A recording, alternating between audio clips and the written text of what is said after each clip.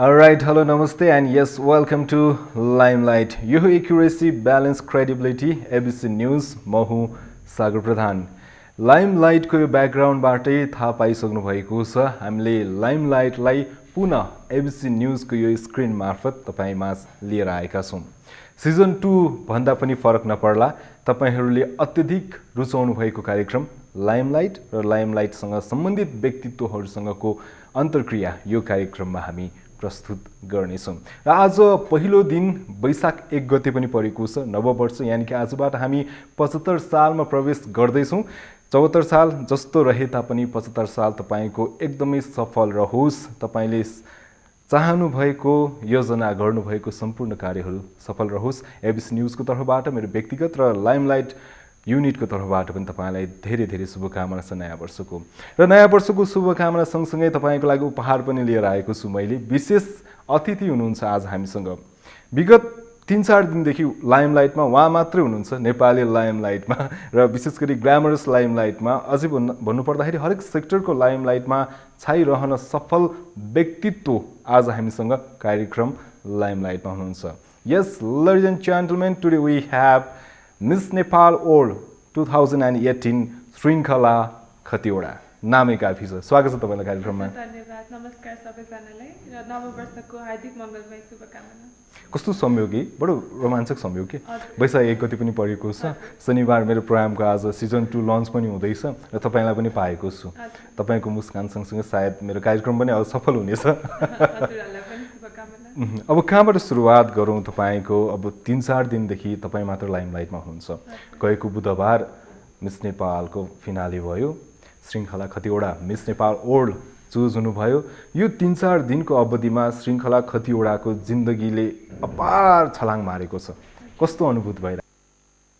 साँच्चै भन्नुपर्दा मलाई त्यो छलाङ मारेको अझैसम्म पनि रियलाइजेसन हुन बाँकी नै छ. किनभने म जो थिएँ अहिले पनि त्यही छु.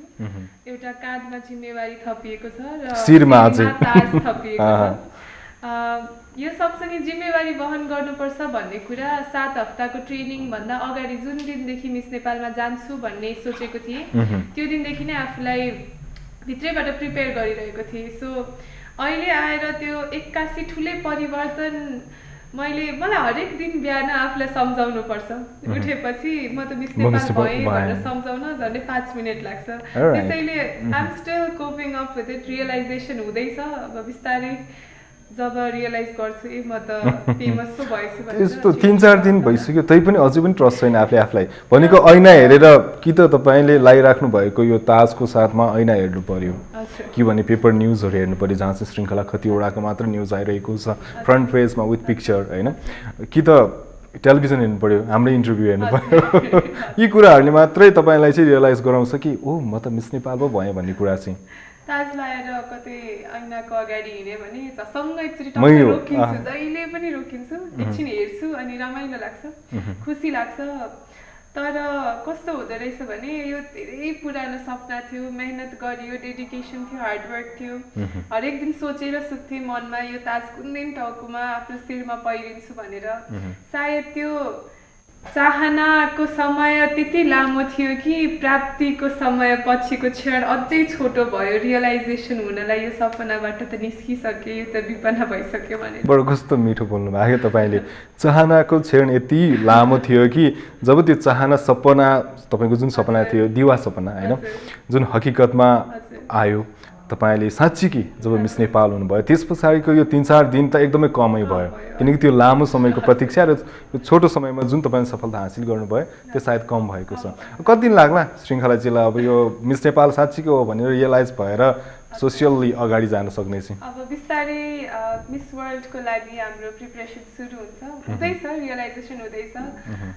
खालि काँधमा जिम्मेवारी, मैले भनिहालेँ, काँधमा जिम्मेवारी थपियो, सबैको माया थपियो, सबैले चिन्न थाल्नुभयो. तर भित्रबाट म जो थिएँ त्यही छु. त्यसैले यस्तो व्यापकै ममा ट्रान्सफर्मेसन त नआउला तर जिम्मेवारी बोध चाहिँ आउँछ. बिस्तारै आइ पनि सक्यो कति हदसम्म. त्यही हो फरक आउने भनेको. अलराइट, अब श्रृङ्खलाजी तपाईँले अघि नै जोडिसक्नु भएको छ. लगभग 22 वर्षको हुनुभयो. 19 वर्षदेखिको त चाहनै होला 3-4 वर्षदेखि त रियलाइज हुन्छ नि त्यो फोटोहरू हेरे पछाडि त्यो ताजहरू लगाइसके पछाडि म यस्तो बनाऊ उस्तो बनाऊ भनेको 19 वर्षको त्यो चाहना तपाईँको 3-4 दिनले परिपूर्ति गर्ने पनि होइन तर जुन 1-2 महिनाको जुन लर्निङ पिरियड थियो तपाईँहरूको त्यो ग्रुमिङ पिरियड थियो भित्र गएर स्टेप बाई स्टेप विभिन्न सेक्सनहरू हुन्छ क्यारे त्यहाँ पनि गएर विभिन्न कुराहरू सिक्नु भयो कस्तो थियो त्यहाँ जर्नी चाहिँ मिस नेपाल जर्नी चाहिँ कस्तो रह्यो श्रृङ्खला कतिवटाको समग्रमा च्यालेन्जिङ थियो तर what's life without challenges so हरेक च्यालेन्जलाई त्यस्तै डेडिकेसन र हार्डवर्कले लिएँ मैले म के भन्न चाहन्छु यही स्टेजमा भन्दा 25 जना हामी दिदीबहिनी थियौँ सँगसँगै हामी सबैजनाले उत्तिकै मेहनत गऱ्यौँ उत्तिकै डेडिकेसन दियौँ उत्तिकै चाहना थियो सबैजनाको मलाई के लाग्छ मेबी डेस्टिनी मेरो फेभरमा अलि धेरै भइदियो त्यो दिन नभए हामी 2500 जना विनर्स हौँ भन्न चाहन्छु सिकाइको कुरा भन्नुपर्दा धेरै कुरा सिकियो सोशल पोलिटिकल इकोनोमिक हरेक सेक्टरको बुझाइ अझै निखारियो म पढ्न रुचाउने मान्छे हो र पढाइ गाह्रो सोच्थेँ तर मिस नेपाल त्योभन्दा पनि गाह्रो रहेछ जस्तो सोचेर तपाईँ जति बेला चाहिँ फर्म फिलअप गर्नुभयो त्यस पछाडि मिस नेपालमा पार्टिसिपेन्ट हुनुभयो सोचे जस्तो रहेछ यो ट्रेनिङ पिरियडदेखि लिएर यो फिनालेसम्मको जर्नी तपाईँले जुन सोच्नु त भएको थियो होला नि म गएर यस्तो गर्छु उस्तो गर्छु यो लर्न गर्छु त्यो लर्न गर्छु यसरी म बुइलअप हुँदै जान्छु जुन तपाईँको एउटा सोचाइ थियो त्यति सजिलो रहेछ अथवा सोचे भन्दा धेरै नै गाह्रो रहेछ यो सजिलो चाहिँ थिएन तर लर्निङ एक्सपिरियन्स एभ्री डे थियो सोचेको भन्दा धेरै नै कुरा सिकेँ सोचेको भन्दा धेरै बढी कुरा सिकेँ र सबभन्दा धेरै सिकाइ मैले मेरो 24 जना सिस्टर्सहरूबाट पाएँ हरेकजना आफ्नो आफ्नो कम्पिटिटर पनि त हुनु कम्पिटिटर्स जसरी हामीले लिएनौँ त्यही थियो हाम्रो ब्याचको विशेषता भनौँ हामी सबैजना एकअर्कालाई धेरै माया गर्थ्यौँ सहयोग गर्थ्यौँ कम्पिटेटिभ नेचरै थिएन भावनै थिएन थाहा थियो फिनालेमा एकजनाले जितिन्छ भनेर तर हामी आफूलाई यसरी प्रिपेयर गरेका थियौँ सबैजना इक्वली डिजर्भिङ हुनुहुन्छ जसले जिते पनि हामी खुसी नै हुनेछौँ भनेर हामी प्रिपेयर्डै थियौँ र लर्निङ मैले सबभन्दा धेरै उहाँबाट नै पाएँ सबैजना सब्सट्यान्सियल वुमन हुनुहुन्छ देशभरिबाट छानिएर आएका हरेक फिल्डमा उत्तिकै नलेज भएका महिलाहरू आउनुभएको थियो सबैजनाबाट मैले धेरै कुरा सिक्न पाएँ त्यही नै मेरो सबभन्दा ठुलो सिकाइरह्यो पक्कै पनि विभिन्न सेक्टरका विभिन्न जात जातिका विभिन्न वेशभूषाका अब हरेकको सोचाइ डिफ्रेन्ट हुन्छ होइन प्रत्येकको सोचाइ डिफ्रेन्ट हुन्छ केही न केही एकजनाबाट सिक्यो भने पनि 24वटा कुरा नयाँ सिक्यो होइन त्यो कुरा एउटा प्लस पोइन्ट भयो तर मैले 13 देखि होला इन्टरभ्यू लिन थालेको मिस नेपालको प्रत्येकको कुरा चाहिँ सेम नै हुन्छ भनेको चाहिँ हाम्रो कम्पिटिसनको भावना कहिले पनि आएन हाम्रो ट्रेनिङ पिरियडको कोरिलेसन भनेको नै एकअर्काप्रति रेस्पेक्ट एज अ फ्रेन्ड नै हामी चाहिँ यो हारजित त हुन्छ तैपनि हामी अगाडि बढ्ने हो एकअर्काप्रति मिलेर नै अगाडि बढ्ने भन्ने कुराहरू चाहिँ सबैबाट मैले सुने तरै पनि भित्री कुनामा हुन्छ नि हृदयको भित्री कुना भन्छ नि मनको भित्री कुनामा कतै न कतै त लाग्छ होला नि 24 जनाभन्दा अलिकति कुनै पनि कुरामा म बेटर दिन पाए हुन्थ्यो अथवा मिस नेपाल आफूले जित्दा जति खुसी हुन्छ सायद दोस्रो पक्षले जित्दा त त्यति धेरै त खुसी कहाँ हुन्छ होला र भन्ने मेरो प्रश्न हजुर त्यो त अभियसली हुन्छ मैले भनिहालेँ मैले सबैसँग सिक्ने ठाउँ थियो त्यो हरेक दिन म आफूलाई बेटर बनाउन चाहन्थेँ ताकि म यो क्राउनको हकदार बन्न सकौँ यो ताज मेरो शिरमा पहिरिँदा डिजर्भिङ हुन सकौँ त्यसैले कुनै पनि फिल्डमा कोही म भन्दा बेटर हुनुहुन्थ्यो हरेक फिल्डमा कोही न कोहीको सबैजनाको आफ्नो आफ्नो एउटा स्ट्रेङ्थ हुन्छ होइन कसैको कुनमा स्ट्रेङ्थ होला कसैको कुनमा जुन ममा कमी होला भने म त्यो कुरालाई नोट गर्थेँ र म कसरी बेटर हुन सक्छु त्यो कुराहरूमा कसरी अगाडि बढ्न सक्छु किनकि मनमा ताज लाउने चाहना सबैको थियो भने हामी सपोर्ट गरेर एकअर्कालाई बुस्ट गर्न चाहन्थ्यौँ हामी खुट्टा तानेर अगाडि बढ्न चाहेनौँ हामी सबैजनाले कसैको कमी कमजोरी छ भने हामी अगाडि नै भन्थ्यौँ तिम्रो यो मिलेको छैन तिमीले यसमा इम्प्रुभ गर्न सक्छौ तिमी यसमा इम्प्रुभ गर्न सक्छौ चुप लागेर बसेर ऊ त पछाडि पर्छ म अझै अगाडि बढ्छु भन्ने भावना थिएन त्यसरी हामी अगाडि बढ्न चाह्यौँ कसैको खुट्टा तान्नु भन्दा खुट्टा तान्ने प्रवृत्ति थिएन मिस नेपालमा है तर मैले सबैलाई सेम प्रश्न मेरो युट्युबमा पनि होला पहिलाको मिस नेपालहरुसँग इन्टरभ्यु मैले सोध्ने चाहिँ के हुन्छ भने जस्तो कसैलाई हार जित खुट्टा तान्ने त हुँदैन तर जस्तो ट्यालेन्ट राउन्डमै भयो अथवा अन्य अन्य राउन्ड जति पनि राउन्डहरू हुन्थ्यो तपाईले स्पिच दिनुभएको थियो ट्यालेन्ट राउन्डमा मैले स्पोकन वर्ड्स अलराइट अब त्यहाँ डिफ्रेन्ट फिल्डको व्यक्तित्वहरू डिफ्रेन्ट कुराहरू भनिराख्नु भएको थियो कसैले डान्स गर्नु भएको थियो होला कतिले गीत गाउनु भएको थियो होला तर कहिलेकाहीँ मनको कुनामा हुन्थ्यो श्रृङ्खला चाहिँ कि एक स्टेप बिगाडिदियो हुन्थ्यो डान्समा अथवा गीतमा एउटा ओड मात्रै गरिदियो भने यसको अलिकति पोइन्ट कम हुन्थ्यो यसले चाहिँ मलाई पुस गर्थ्यो अगाडि बढ्नको लागि भन्ने भावना मिस नेपालमा तपाईँलाई मात्र होइन कि अरूलाई पनि पर्सनली धेरै नजिक हुनुहुन्छ नि त्यस्तो थियो थिएन कतै पनि थिएन प्लस ट्यालेन्ट राउन्डमा सबैले फरक फरक विधाको प्रस्तुति दिनुभएको थियो मैले स्पोकन वर्ड पोइट्री गरेँ कसैले डान्स गर्नुभयो सबैमा के भावना थियो सबैजना बेस्ट दियौँ मिस नेपालको नाम चाहिँ नि अझै अगाडि पुऱ्याउँ सबैले बेस्ट दियौँ भने बेस्टको पनि बेस्टले जित्छ नि त त्यो हाम्रो भावना थियो कसैले बिगारेर जित्दा त त्यो मजै भएन डिजर्भिङ भएन नि त्यो त ल ठिक छ अब अलिकति नकारात्मक कुराहरू भयो है पोजिटिभ कुरा अब तपाईँ क्राउन अब तपाईँको शिरमा मैले देखिरहेको छु जति बेला क्राउन निकिता चन्दकजीले तपाईँलाई लगाइदिँदै हुनुहुन्थ्यो त्यतिखेर बत्ती गयो है बत्ती गयो बडो नमजा पनि भयो धेरैलाई किनकि त्यो मोमेन्ट सबैलाई हेर्न मन थियो तर क्राउन पछाडि एकछिनमै लाइन पनि आयो सबैले हेरे पनि विभिन्न न्युजहरू आयो क्या तपाईँले हेर्नु भएको छ कि छैन युट्युबदेखि लिएर अनलाइन न्युज पोर्टलहरूमा चाहिँ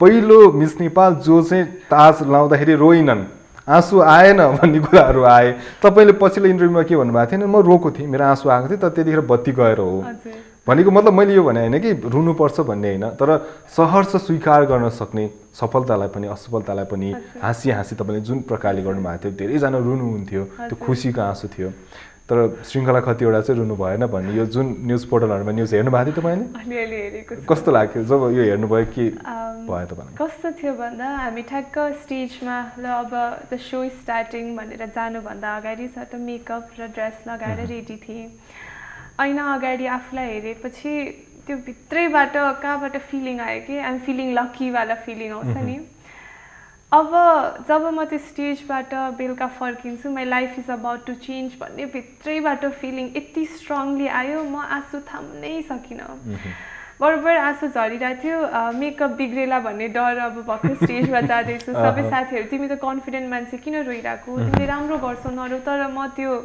आत्तिएर रोएको थिइनँ म त्यो डराएर रोएको थिइनँ भित्रैबाट मेरो लाइफ त अब चेन्ज हुँदैछ भनेर खुसीको आँसु थियो एउटा रेस्पोन्सिबिलिटी पनि थपेको थियो नि हैन जितिसकेको थिइनँ भर्खर स्टेजमा जाँदैछ त्यो बिलिफ के भित्र हुन्छ नि म त्यो कहिलेकाहीँ आउँछ नि इन्स्टिङ्क्ट भन्छ नि गट फिलिङ त्यो आइसकेको थियो त्यही बेला रोएँ अनि स्टेजमा जब टप 4 अनाउन्समेन्ट हुँदै थियो 3 जना गइसक्नु भएको थियो अझै 4 जना बाँकी थियौँ हामी त्यहाँ टप 7 मा तर यति कन्फिडेन्स थियो भित्र अब मेरै नाम आउँछ भनेर आफूलाई प्रिपेयर गरेँ त्यो पछाडि लुकेको थिएँ टप 5 को लागि टप हैन टप 4 को लागि जब मिस वर्ल्डको एउटा नामको अनाउन्समेन्ट मात्र बाँकी थियो त्यो बेलामा ए भनेको युनिभर्स भइसकेको अर्थ इन्टरनेशनल पछाडिको कुरा भइदान त्यसमा हामी 7 जना मध्ये 4 जना त अझै स्टेजमै थियो क्राउनलाई हामी कुरिरहेका थियौँ सो डराउनु पर्ने हो तर कुन लेभलमा कन्फिडेन्स बढ्यो कि बिलिफ आयो मेरै नाम आउँछ अब त मै जाने हो भनेर भित्रैबाट प्रिपेयर गरिसकेको थिएँ आफूलाई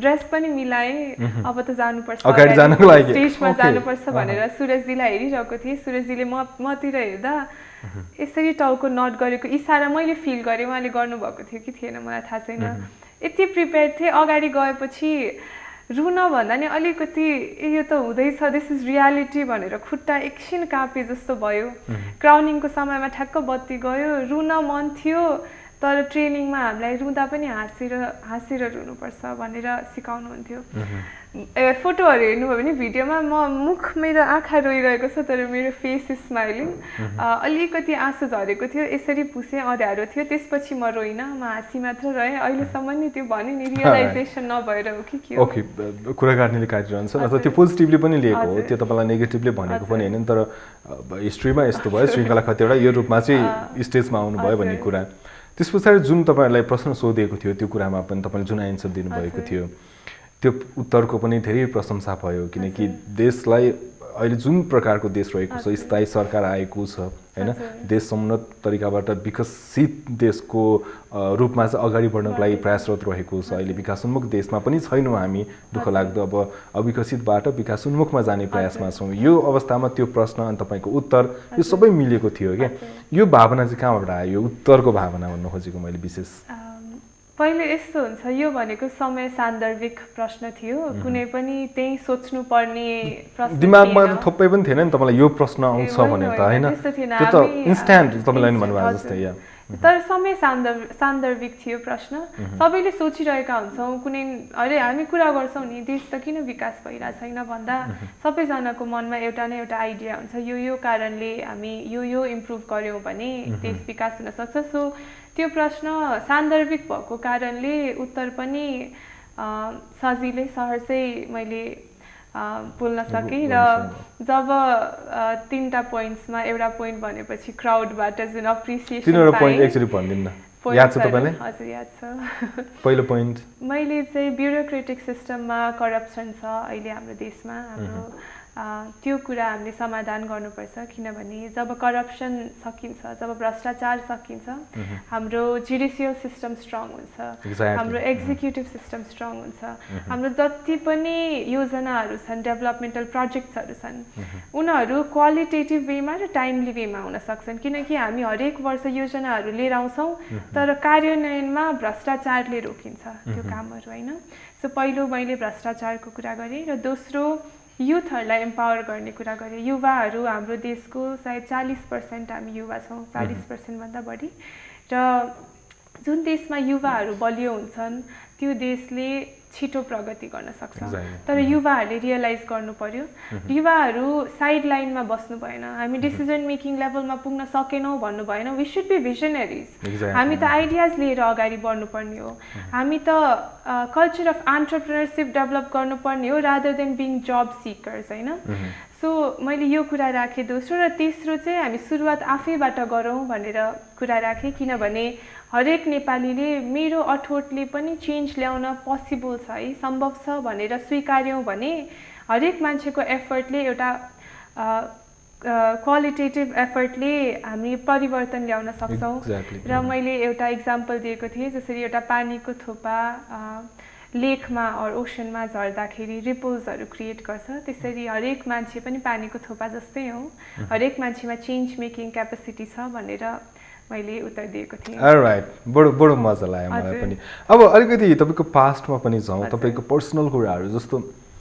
पोलिटिकल्ली फ्यामिलीबाट पोलिटिकल लिङ्क हुनुहुन्छ तपाईँको फ्यामिली बुबा सांसद हुनुहुन्छ आमा अध्यक्ष हुनुहुन्छ मकवानपुर आमा पनि सांसद हुनुहुन्छ प्रदेशको होइन एकजना प्रतिनिधि सभाको सांसद हुनुहुन्छ एकजना प्रदेश सभाको सांसद हुनुहुन्छ जति बेला तपाईँको नाम अनाउन्स भइरहेको थियो त्यतिखेर बुबा पनि सायद हलमा हुनुहुन्थ्यो सायद उहाँ खुसीको आँसु त्यो मैले एउटा सानो फुटेज हेरेको थिएँ एउटा अनलाइनमा सायद उहाँ एकदमै खुसी पनि हुनुहुन्थ्यो पोलिटिकल ब्याकग्राउन्ड होइन एउटा पोलिटिकल्ली ब्याकग्राउन्ड भएको व्यक्तित्व तपाईँको स्टेटसहरू मैले चेक गरेको थिएँ बिहान मात्रै श्रृङ्खला कतिवटा अगाडिको स्टेटसहरू देशको बारेमा के लेख्नु हुँदो रहेछ बेला बेलामा मनमा लागेको कुराहरू अनि मैले सोचेको थिएँ यो उमेरमा एउटा युवती भनौँ तपाईँ महिला भन्दै हुनुहुन्थ्यो युवती भनौँ यतिसम्म सोच्न सक्ने हुन सक्दो रहेछ भन्ने फिल मलाई पनि भएको किनकि 22 वर्षको हुनुहुन्छ कुनै कुनै कुराहरू बुबालाई कङ्ग्रेचुलेसन मम्मीलाई कङ्ग्रेचुलेसन आफ्नो पाटो छ तैपनि देशको बारेमा के शब्दहरू कोरिराख्नु हुँदो रहेछ भने पछाडि पोलिटिक्समा चाहिँ इन्ट्रेस्टेड हो पोलिटिक्समा इन्ट्रेस्ट सबैलाई हुनुपर्छ जस्तो लाग्छ पोलिटिक्समा लाग्नै पर्छ भन्ने छैन मैले यो किन सोधेको थाहा छ सिङ्गलाई चाहिँ तपाईँ ग्ल्यामरसमा त्यति इन्ट्रेस्टेड देखिएन मैले हामी अफेयरमा लगभग 10-15 मिनट कुराकानी गऱ्यौँ तपाईँको अरू इन्टरभ्युज पनि मैले हेरेको छु त्यतिखेर मलाई लाग्यो कि श्रृङ्खलाजी न त नायिका बन्ने सोख छ न त गायिका बन्ने सोख छ गायिका बन्न त अलिकति ल्याउनुपर्छ होइन अब नायिका बन्न प्र्याक्टिस पनि चाहियो तपाईँले भन्नुभयो दुई विधामा अलिकति पछाडि नै छु मलाई दुई विधामा इन्ट्रेस्ट पनि छैन र मलाई आउँदैन पनि भन्नुभयो त्यही भएर छाट कतातिर देखियो भन्दाखेरि एउटा इन्जिनियरको स्टुडेन्ट हुनुहुन्छ तपाईँ आर्किटेक्ट त्यसमा पनि केही गर्न सक्यो नत्र भने अर्को एउटा स्टेप भनेको चाहिँ पोलिटिक्समा श्रृङ्खला कतिवटा हुने चान्सेस चाहिँ मैले 90% देखेँ क्या सिरियसली म सही छु तपाईँको 10% चाहिँ म्युजिक अथवा मुभी मिडिया लाइन 90% पोलिटिक्स मलाई पोलिटिक्समा चित्त नबुझ्ने कुरा भनेको अलिकति हामी सानोबाट जस्तो युवा सङ्गठनबाट सुरु हुँदै गएर हामी माथि पुग्छौँ त्यो हुँदै जाँदा पोलिटिक्स गर्नलाई भित्रबाट यति पोलिटिक्स हुन्छ कि हामी माथि डिसिजन मेकिङ लेभलमा पुग्दासम्ममा त्यो जुन एउटा प्लेन छवि भएको मान्छेको नबिगार्न खोजे पनि बिग्रिसक्छ कि मैले बुझेको बुझाइ है तपाईँले बुझेको बुझाइ एकदमै करेक्ट छ किनकि तपाईँले यो सायद भोग्नु भएको कतै कतै सुन्नु भएको नजिकबाट देखेको बुझेको कुरा भन्दैछु हैन पोलिटिक्स भनेको एउटा यस्तो प्लेटफर्म हो, चेन्ज मेकर हुनु छ भने त्यो जति ठुलो प्लेटफर्म अरू छैन। किनकि एक्जिक्युटिभ लेभलको हेड हुन सक्नु भनेको सायद पावरफुल, सबभन्दा देशको पावरफुल पोजिसन अरू वे पनि छैन त्यो छैन स्टेटसमा जुन लेभलमा हामी चेन्ज चाहन्छौँ होइन। पोलिटिक्समा लाग्नलाई म सफा र शुद्ध ढङ्गबाट पुग्न सकेँ भने हो, नभए म तटस्थ बसेर यो राइट हो यो रङ हो भन्ने वकालत गर्न सक्छु। किनकि म पनि अब एउटा प्लेटफर्ममा छु जहाँबाट मानिसहरूले मलाई सुनिदिनुहुन्छ, त्यो चाहिँ म गर्न सक्छु। अब फ्युचरमा गएर महिला प्रधानमन्त्री बन्ने सोच पनि एउटा हुन्छ नि मनमा, त्यो छ है, त्यो छ तर मलाई कता मोडिन्छ। हो अब तपाईँलाई एक त पारिवारिक साथ हुन्छ, राजनैतिक साथ पनि होला। एउटा राजनीतिक पृष्ठभूमि भएको व्यक्तित्वलाई राजनीतिक के भए पनि बुझिसक्नु भएको छ, बुबालाई हेर्नु भएको छ, उहाँले कति हन्डर खानु भएको होला, कति धेरै अब च्यालेन्जहरू स्ट्रगल गर्नु भएको होला, मम्मीले कति धेरै स्ट्रगल गर्नु भएको होला। त्यो स्ट्रगलले एउटा सानो बच्चादेखि हुर्किनु भएको तपाईँलाई नजिकबाट राजनीतिसँग चाहिँ चिन्जान गराएको छ। सायद यो कारणले पनि उहाँले खुलासा गर्नुभएको छ एबिसी टेलिभिजन मार्फत कि महिला प्रधानमन्त्री, पहिलो महिला प्रधानमन्त्री हुने रहर चाहिँ छ उहाँलाई। र भविष्यमा हामी देख्न सक्छौँ, सम्भावना चाहिँ छ भनेर छोडौँ यसलाई। पक्कै पनि। अब अर्को एउटा विशेष कुरा चाहिँ जस्तो तपाईँ आफ्नै तवरबाट अगाडि बढिराख्नु भएको छ, विभिन्न कुराहरू आइरहेका छन् होइन। अब बुबाको आमाको कुराहरूदेखि लिएर राजनीतिक कुराहरूदेखि लिएर अन्य कुराहरू पनि जोडिरहेका छन् तपाईँसँग। आफूले आफैलाई बयान गर्नुपर्दा चाहिँ हुन त मिस नेपाल जित्नुलाई ब्युटी विथ ब्रेन भनिन्छ होइन। तपाईँको जति धेरै बाहिरी सुन्दरता हुन्छ त्यति नै धेरै भित्री सुन्दरता पनि चाहिन्छ भन्छन्। आफूले आफूलाई चिनाउनु पर्दाखेरि चाहिँ श्रृङ्खला खतिवडाले आफूलाई कसरी परिचय दिनुहुन्छ? विशेष गरी कस्तो व्यक्ति चाहिँ हुनुहुन्छ श्रृङ्खला खतिवडा, यानि कि miss Nepal 2018 miss Nepal world कस्तो हुनुहुँदो रहेछ त भन्ने कुरा? मेरो स्ट्रङ्गेस्ट क्वालिटी म हम्बल छु जस्तो लाग्छ। म डाउन टु अर्थ छु। मलाई मटेरियलिस्टिक सोखको छैन। म सानो ग्रुपमा आफ्नो सानो सर्कलमा रमाउने मान्छे हो। मलाई लेखनमा पढाइमा रुचि छ, म पढ्न एकदम रुचाउँछु। तपाईँ टपर पनि हुनुहुन्छ है साँच्चै हो? हजुर, म फुचर क्याम्पसमा आर्किटेक्चर ग्रेजुएट गरेको, म टपर पनि हो। मलाई त्यसमा इन्ट्रेस्ट छ। मैले भने ग्ल्यामर मेरो लागि नयाँ फिल्ड हो, तर Miss Nepal is not about glamour भन्ने मलाई थाहा थियो। म भनेको कस्तो मान्छे भनेर बुझाउँ, सिम्पल छु, सिम्पल कुरामा खुसी हुन्छु। सिम्प्लिसिटीले मलाई डिफाइन गर्छ जस्तो लाग्छ। त्यही नै मेरो कोर नेचर हो। सानैदेखि आमाले हुर्काउँदा छोरी सौन्दर्य भनेको त विदाउट मेरिट अवार्ड गर्ने कुरा हो। कोही सुन्दर जन्मेला, सुन्दरताको पनि परिभाषा फेरि फरक हुन्छ। हाम्रो सोसाइटीले हेर्ने जुन सुन्दरता भन्छौँ त्यस्तो सुन्दरता जन्मजात कसैले आफ्नो मेहनतले ल्याउने कुरा होइन। तर आफू जो मान्छे आफूलाई बनाउन चाहनुहुन्छ, मोरल्ली प्रिन्सिपल्सको मान्छे बनाउन चाहनुहुन्छ, ब्रेन भएको मान्छे, इन्टलेक्चुअल बनाउन चाहनुहुन्छ भने त्यो तपाईँको अचिभमेन्ट हो भनेर आमाले सानैदेखि सिकाइरहनुहुन्थ्यो मलाई। सो त्यसैलाई नै म फलो गर्दै यहाँसम्म आइपुगेँ र त्यही मेरो कोर भ्यालुज हो। म हरेक दिन आफूलाई हिजोभन्दा बेटर मान्छे बनाउन कोसिस गर्छु। त्यही मेरो क्वालिटी हो। अब अर्को कुरा जस्तो मिस नेपाल भए पछाडि चाहिँ प्राय जति पनि मिस नेपाल हुनुहुन्छ, योभन्दा अगाडिको मिस नेपालहरू तपाईँको सोसियल वर्कमा क्या धेरै नै केन्द्रित हुने, सोसियल वर्कमा चाहिँ फोकस गरेको हामीले पाएका छौँ। तपाईँको पनि त्यतातिर रुचि पनि होला? सोसियल वर्क भनेको अब म अहिलेसम्म पढ्दै थिएँ, मेरो मेन फोकस पढाइमा थियो। तर मैले त्यतिखेर के प्रश्न गर्थेँ भने श्रृङ्खलाजी, उहाँले अब म चाहिँ अब सोसियल वर्कमा दिन्छु, म यो गर्छु भन्नुहुन्थ्यो। मैले सबैलाई सोधेको पनि छु कि सोसियल वर्क गर्नको लागि मिस नेपाल जित्न जरुरी छ र भन्ने प्रश्न पनि हुन्छ। म योभन्दा अगाडि पनि भनिहालेँ, म पढाइमा फोकस गरिरहेको थिएँ। किनकि आफूले केही कन्ट्रिब्युट गर्न चाहनुहुन्छ सोसाइटीमा भने आफू पनि त एबल हुनु पऱ्यो नि पहिला होइन। आफूसँग एउटा क्षमता विकास गरेपछि आफूसँग इकोनोमिक हुन्छ कि सोसल हुन्छ कि सपोर्ट आउँछ, त्यसपछि हामी अझै हात फैलाएर दिन सक्छौँ सोसाइटीलाई।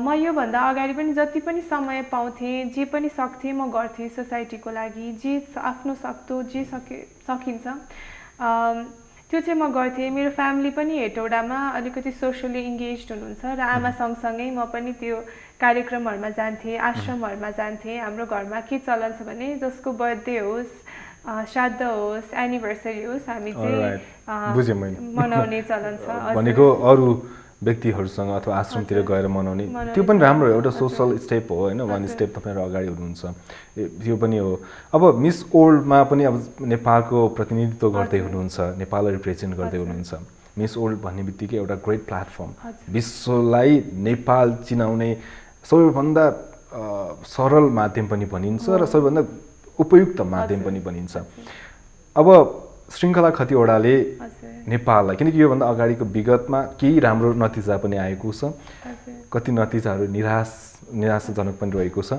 श्रृङ्खला खतिवडाबाट धेरै आश गरिएको छ किनकि तपाईँ यति राम्रो बोलिराख्नु भएको छ म इम्प्रेस भइरहेको छु यति मिठो बोलिराख्नु भएको यसरी बोल्नुहुन्थ्यो पहिलादेखि यति मिठो बोल्नुहुन्थ्यो कि नेपाल मिस नेपालले चाहिँ तपाईँलाई यति धेरै भनेको डेभलप गरायो बोल्ने शक्तिमा मेरो कन्फिडेन्स बढ्यो होला मेरो इन्टेलेक्ट बढ्यो होला प्रत्येक ओडहरू हुन्छ नि तपाईँको बरु मेरो फुस्किरहेको होला तपाईँको त्यो क्ल्यारिटी हुन्छ नि त्यो पन्च भोइसमा सरर गइरहेको मलाई पहिला पनि मैले यो कम्प्लिमेन्ट पाएको थिएँ मलाई थाहा थिएन म यति राम्रो बोल्छु भनेर थाहा पाउँदैछु राइट भनेको अब नेपाललाई कसरी रिप्रेजेन्ट गर्दै हुनुहुन्छ कुनै विशेष प्लानिङ छ तपाईँको हुन त भर्खर मात्रै सकिएको छ त्यति प्लानिङ पनि बनिसक्नु भएको छैन होला तैपनि एउटा ओके कस्तो छ त्यो सुनाउनु मिस नेपाल वर्ल्ड भइसकेपछि हामी मिस वर्ल्डमा जान्छौँ मिस वर्ल्ड भनेको ब्युटी विथ अ पर्पस हो त्यसको मतलब हामी एउटा पर्पस लिएरै जान्छौँ मिस वर्ल्ड भनेको त्यही प्लेटफर्म हो सो अहिले भूकम्प पश्चात सरकारले 3 लाख रुपियाँ भूकम्प पीडितको लागि दिने योजना गर्यो र कतिवटा किस्ता पनि बाँड्दैछ 50,000 चाहिँ बाँडियो सबैजनालाई तर बाँकी 2.5 लाखको लागि जुन अहिले नगरपालिका धेरै थपिए नगरपालिका भइसकेपछि 2 कोठाकै घर बनाउन किन नहोस् एउटा इन्जिनियर र आर्किटेक्टले साइन गरेको ड्रइङ चाहिन्छ त्यो राम्रो स्टेप हो गभर्मेन्टको तर हामी कहाँ चुक्यौँ भने काठमाडौँमा त हामीसँग जति छन् इन्जिनियर्स आर्किटेक्ट तर हेटौडामा नै छैनन् भने सोच्नुहोस् अरू ठाउँमा कति समस्या होला र त्यति एउटा ड्रइङको लागि एकजना भूकम्प पीडितले 50,000 खर्च गर्नु परिरहेको छ त्यो पनि राजधानी धाएर सो 2.5 लाख पाउनको लागि झन्डै 50,000 मैले के हिसाबमा भने राजधानी जाऊ आऊ गर्दा सानो मिस्टेक भयो भने पनि साइन हुँदैन त्यो कारणले गर्दा उहाँहरूको वञ्चित भइरहनु भएको छ सो म यही क्याम्पेन गर्न चाहन्छु आफ्नो पनि दक्षता यसैमा छ सो तपाईको फिल भयो नि त यो 100वटा घरको मैले ड्रइङ्सहरू मैले भलन्टियर्सहरू मेरो साथीहरू कलेक्ट गरेर गरे भने झन्डै 2.5 करोड बराबरको रकम डिस्ट्रिब्युट हुन्छ मेरो त्यो प्रोजेक्ट मैले सोचेको छु र यसमा आफूलाई अझै दक्ष बनाउन मैले पहिला हामी क्लासमेट्सहरू मिलेर युएनबाट सिन्धुपाल्चोकमा पनि हामीले 225 घरको नक्सा कोर्यौँ त्यसै गरेर हामी त्योभन्दा अगाडि सिन्धुपाल्चोककै अर्को ठाउँमा नि भलन्टियर गरिसक्यौँ र म ग्रेजुएट भएपछि मैले 2 महिना नि यही फिल्डमै काम गरिसकेँ सो म यसैलाई लिएर जाँदैछु अलराइट यसैलाई नै यही कुरालाई चाहिँ नेपालको तर्फबाट रिप्रेजेन्ट गर्दै हुनुहुन्छ मिस वर्ल्डमा हैन त्यसको लागि भित्रीदेखि तयारीमा हुनुहुन्छ यो बाहेक पनि नेपाली भनेको हामीहरू पोजिटिभ हम्बल भनेर चिनिन्छौँ सगरमाथाको देश भनेर चिनिन्छौँ यही क्वालिटिजहरू रिप्रेजेन्ट गर्छु म जाँदाखेरि हामीहरू स्ट्रङ छौँ इन्डिपेन्डेन्ट एम्पावर्ड छु भनेर देखाउँछु साथसाथै हम्बल छौँ भनेर देखाउँछु यही क्वालिटिज लिएर जाँदैछु अलराइट सो हामी एकदमै आशावादी छौँ तपाईँबाट अझै राम्रो रिजल्ट आउनेछ जित्नै पर्छ भन्ने छैन तर नेपालको बारेमा हामी जे सोचेर गएका हुन्छौँ एटलिस्ट त्यो चाहिँ त्यहाँ देखाउन पाइयोस्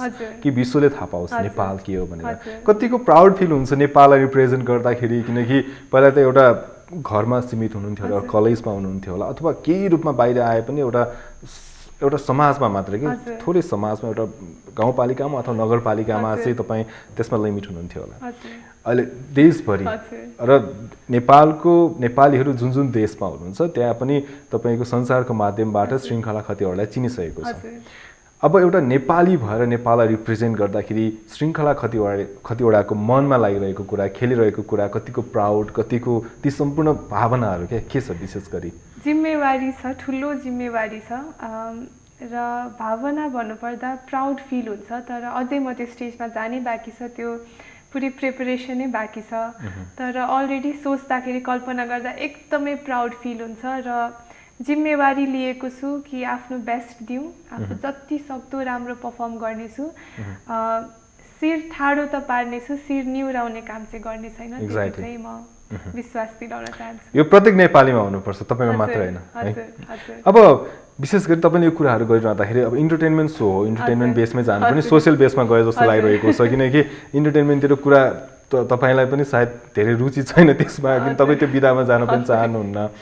अब हुन्छ नि, अब नर्मल कुराहरू जस्तो के गर्न मन लाग्छ तपाईँलाई, विशेष हबिज के छ?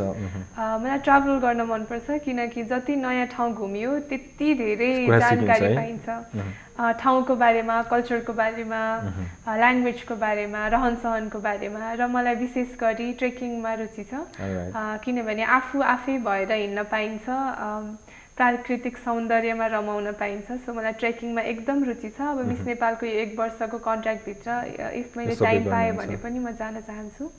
मलाई अप्पर डोल्पो हेर्ने ठुलो रहर छ। ट्रेकिङमा रुचि छ, मलाई पढ्नमा रुचि छ, म धेरै लेख्छु पनि, मलाई लेख्नमा पनि रुचि छ। मलाई इङ्ग्लिस सिरिजहरू हेर्न मनपर्छ, Friends, Sherlock Holmes, Game of Thrones, अहिले यो हाइप्ड अप उहरू हेर्छु। मलाई साथीहरूको कम्पनी रमाइलो लाग्छ, म एक्लै रमाउने मान्छे हो। कहिलेकाहीँ बाथरुम सिङ्गर बन्नु भएको छ?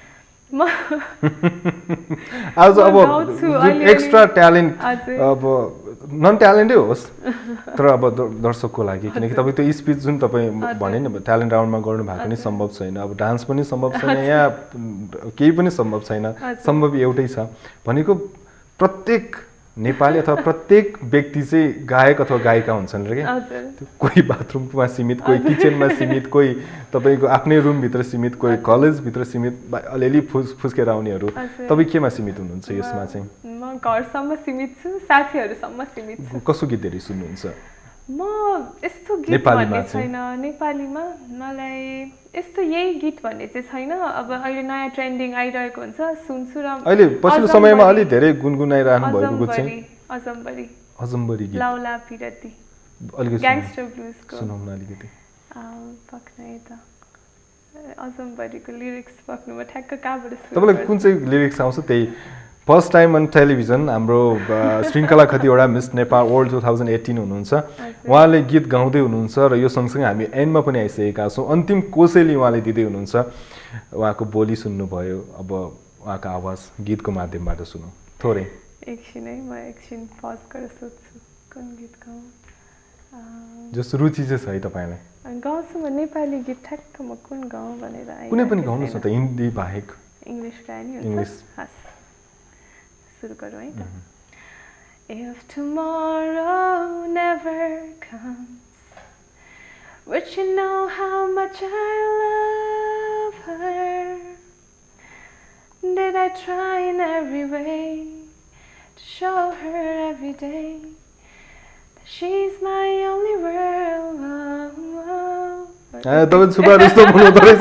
तपाईँ नेपाली गीत पनि अलिकति एउटा कुनै पनि याद भएको? ठ्याक्क मलाई एउटा गीत दिनु, म गाइदिन्छु। मलाई त त्यो एक्ज्याक्टली तपाईँलाई आउने गीत मलाई नआउला, मलाई नआउने गीत तपाईँलाई थोरै। हेरिरहन देऊ कालीको हेरिरहन, मलाई ठ्याक्क लिरिक्स आएन। मलाई पनि त्यति नै आउने हो त्यो गीत, तर तपाईँ मिठो गाउनु हुँदो रहेछ।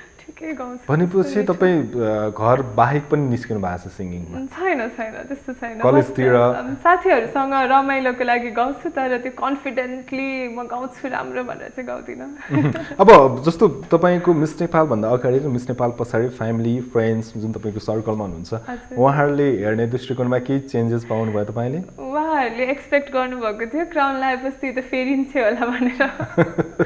क्राउनिङ पछि एक रात हामी अन्नपूर्णमै बस्यौँ, भोलिपल्ट फर्किन साथीहरूले सरप्राइज प्लान गरेका रहेछन्।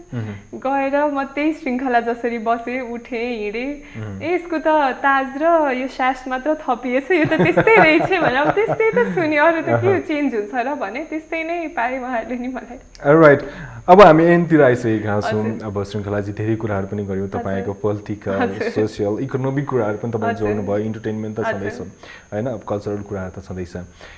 अब जाँदा जाँदै सम्पूर्ण नेपालीहरू अथवा सम्पूर्ण नेपालमै रहनुहुने नेपालीहरू अथवा विदेशमा रहनुहुने नेपालीहरू जसले श्रृङ्खला खतिवडालाई मिस नेपाल अवार्डको रूपमा चिनिसक्नु भएको छ, तपाईँको फ्यान फलोवर्स बढिसक्नु भएको छ।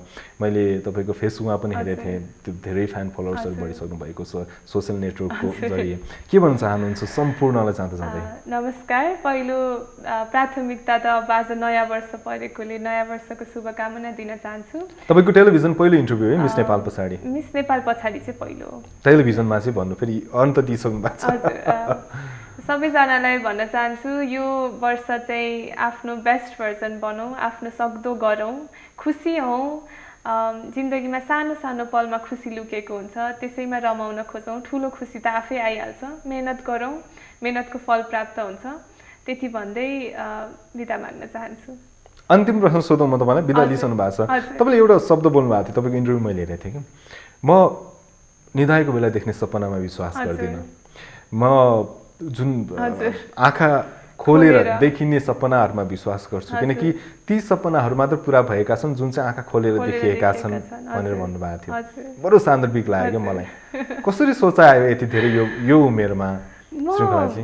अन्तिम प्रश्न मेरो, एउटा म कुनै कुरा गर्छु भनेर सोचेपछि म यस्तो भिजुअलाइजेसन पावर भनिन्छ कि म सानो सानो कुरामा म जोड्छु कि त्यो कुरालाई। जस्तो 1 वर्ष अगाडि नै म एक दिन बिहान जुरुक्क उठेँ, मिस नेपालमा जाने प्लान थियो, कसैलाई भनेको थिइनँ। जुरुक्क उठेँ, गएर दाईको कोठामा ढकढकाएँ, अनि खोलेपछि दाई तिमी अहिले मिस नेपाल वर्ल्ड 2018 लाई हेरिरहेछौ है भने कि। त्यो त्यस्तो के सानो सानो 2017 को कुरामा भनिरहेको थियो। अनि ऊ हाँस्यो, अनि के भन्छ यो भनेर ऊ सुतिरहेको मान्छे यो के भयो यो भन्ठान्यो। म ऐना हेर्दा पनि ताज मेरो टाउकोमा हुन्छ, मेरो शिरमा ताज देखिरहन्छु, म भिजुअलाइज गर्न सक्छु। आमा म अर्को पालि हजुरलाई भेट्दाखेरि मिस नेपाल जितिसकेको हुन्छु, बाबा अर्को पालि म यो कोठामा छिर्दाखेरि त मेरो टाउकोमा ताज हुन्छ। यसरी म भिजुअलाइज गर्छु कि कुराहरूलाई, यसरी जोडिरहन्छु सानो सानो कुरामा। त्यसले मलाई पावर दिन्छ कि त्यो मोटिभेसन दिन्छ यो सम्भव छ भनेर। सो त्यसरी म सपनालाई विपनातिर लान्छु। बडो भनेको सपना आँखा खोलेर देख्नुहोस् र त्यसलाई पुरा गर्ने अठोट पनि हुनुपर्छ, तपाईँ सफल हुनुहुन्छ भन्ने कुरा।